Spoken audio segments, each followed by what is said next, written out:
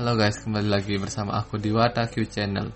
Sekarang aku mau kasih tahu kalian gimana sih keadaan di Jepang pada saat ini.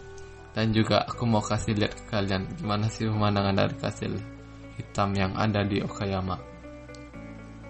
Mungkin karena perjalanan ini cukup panjang, jadi disembari melihat video menuju kastil, aku akan kasih tahu sejarah dan semua hal dari kastil Okayama.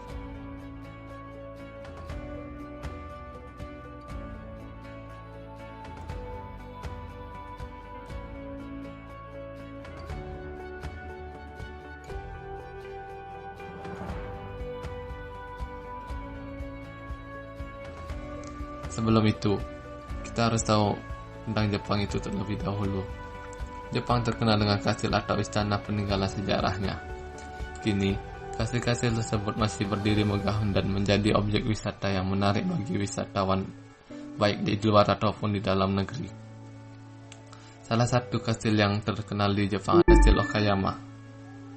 Kastil Okayama terletak di Sungai Asashi dan Taman Korakuen. Dari seberang sungai atau taman, bangunan kastil terlihat jelas, lantaran tampilan luar yang didominasi warna hitam dan sedikit emas. Kastil itu disebut juga dengan Ujo Kastil atau Kastil Gagak atau King Ujo atau Kastil Gagak Emas. Kastil itu dibangun oleh penguasa Okayama ketika itu, yaitu Okite Hidie, anak adopsi dari Toyomi Hideyoshi. Butuh 8 tahun untuk membangun kastil yang rampung pada 1597, dan pada saat itu kompleks kastil terdiri dari 35 bangunan dan 21 gerbang. Pada 1869, Kastil Okayama itu menjadi aset negara. Namun, pemerintah tidak dapat mengurus keseluruhan kompleks kastil, dan akhirnya bangunan-bangunan di kompleks kastil kemudian dihancurkan. Dan masih tersisa 4 bangunan, yaitu Tensukaku, Tsukimiyagura, Nishimaru Nishiteyagura, dan Ishiyamamon.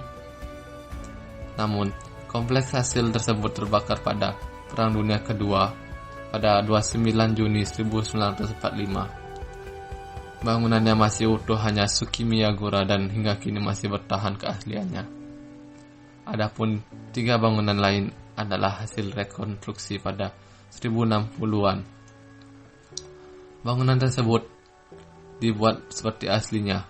Untuk masuk ke kompleks kastil yang dikelilingi tembok dari susunan batu, pengunjung lebih dahulu melewati gerbang besar yang terbuat dari kayu. Ada 1 gerbang kayu lagi yang harus dilewati untuk masuk ke dalam Tetsukaku. Terdapat di depan Tetsukaku dengan taman yang tumbuh pohon-pohon besar. Anda juga bisa menikmati megahnya Tetsukaku sambil duduk di bangku taman. Burung-burung gagak terbang bebas di sekitaran taman. Pengunjung kastil lebih banyak beraktivitas dalam Tetsukaku atau nama lainnya donjong. Tetsukaku terdiri dari 7 lantai, termasuk lantai dasar. Di dalam Tetsukaku terdapat ruang pameran yang memajang barang-barang bersejarah seperti baju kesatria, pedang. Namun, barang-barang itu dilarang untuk didokumentasikan pengunjung. Setidaknya ada 2 hal yang menarik, Pak, ketika kita menjelajahi Tetsukaku. Pertama, pengunjung bisa berpakaian bak raja dan ratu di lantai 2. Pengelola menyediakan kimono dan berbagai motif bagi perempuan, juga dilengkapi kipas, adapun pria ditambahkan pedang katana. Ada pula pakaian perang layaknya seorang samurai, gagah jika menggunakannya. Tinggal pilih pakaian, kenakan, lalu abadikan dengan kamera Anda. Dan semua itu gratis. Anda juga bisa berpose di dalam daimyo palikuan atau kendaraan tradisional masyarakat Jepang zaman dulu. Hal menarik lainnya yang dapat Anda lihat ketika Anda berada di paling atas kastil adalah sungai, bukit, dan taman yang terlihat jelas dari jendela. Ada pula teropong untuk melihat lebih dekat. Adapun aktivitas lain yang membuat yakni membuat bisenzaki, keramik tradisional Jepang. Namun, ada biaya yang dikenakan, yaitu 1.230 yen atau sekitar 140 ribuan, dan khusus untuk rombongan. Pengelola juga membuat kegiatan menghias manekineko atau patung si pemanggil yang biasanya ditaruh di depan toko. Kegiatan itu tidak ada dalam program kastil, namun bisa diminta untuk rombongan turis.